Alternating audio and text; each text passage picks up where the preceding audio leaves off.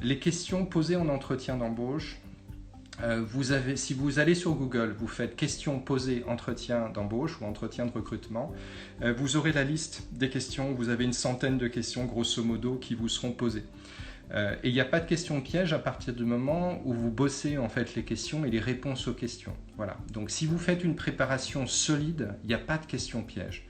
Parce que les questions pièges, elles viennent, en tout cas le ressenti d'avoir eu une question piège, elles viennent en fait quand vous n'avez pas bossé la question. Vous voyez par exemple la question sur les défauts, c'est une question posée par un recruteur sur deux.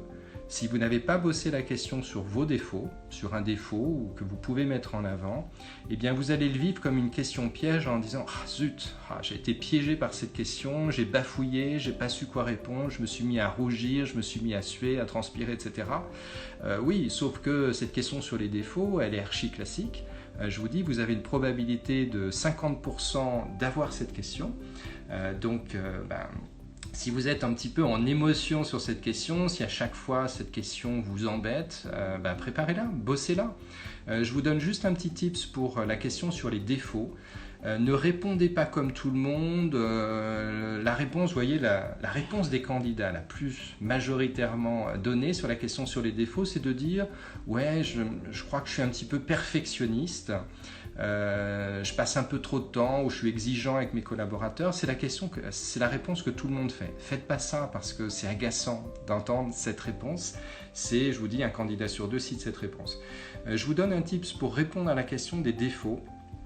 C'est de mettre en avant une qualité. Vous voyez, vous répondez à la question des défauts par une qualité, mais qu'il vous arrive de manquer dans certaines situations. Vous pouvez dire par exemple, alors un défaut, c'est pas évident de répondre à votre question, mais oui, je pense à un défaut qui est, il m'arrive parfois de manquer de patience, et en particulier quand on est le vendredi en fin de journée et que mon poste est un poste au service administration des ventes, je suis en relation avec les clients tout le temps et c'est vrai que le vendredi soir, quand il est 16h30 ou 17h et que j'en suis à mon 20e client mécontent de la journée, il m'arrive, c'est vrai, de manquer un petit peu de patience.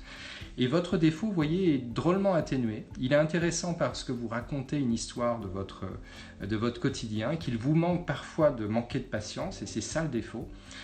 Mais dans certaines situations, c'est-à-dire pas tout le temps, vous n'êtes pas impatiente, vous n'êtes pas patient tout le temps. Vous êtes impatient dans certaines situations. Voilà, du coup, votre réponse, elle est intéressante. Et puis, l'avantage de mettre en avant une qualité qu'il vous arrive de manquer dans certaines situations, eh bien, c'est moins anxiogène de mettre en avant une qualité que de mettre un défaut. Voilà. Et le défaut consiste non pas à avoir la qualité, mais à en manquer dans certaines situations.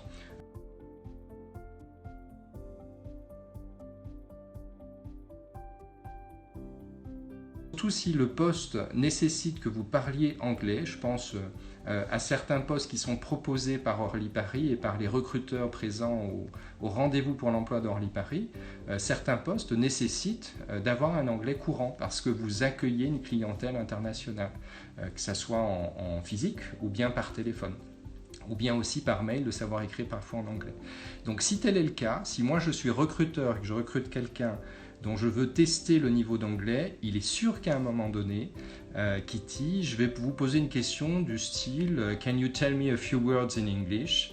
et je vais attendre de vous que vous puissiez répondre en anglais. Voilà, c'est une façon d'aller au-delà, vous voyez, de ce que vous avez inscrit sur votre CV et de pouvoir vous entendre parler en anglais et de me faire ma propre opinion sur votre aisance en anglais.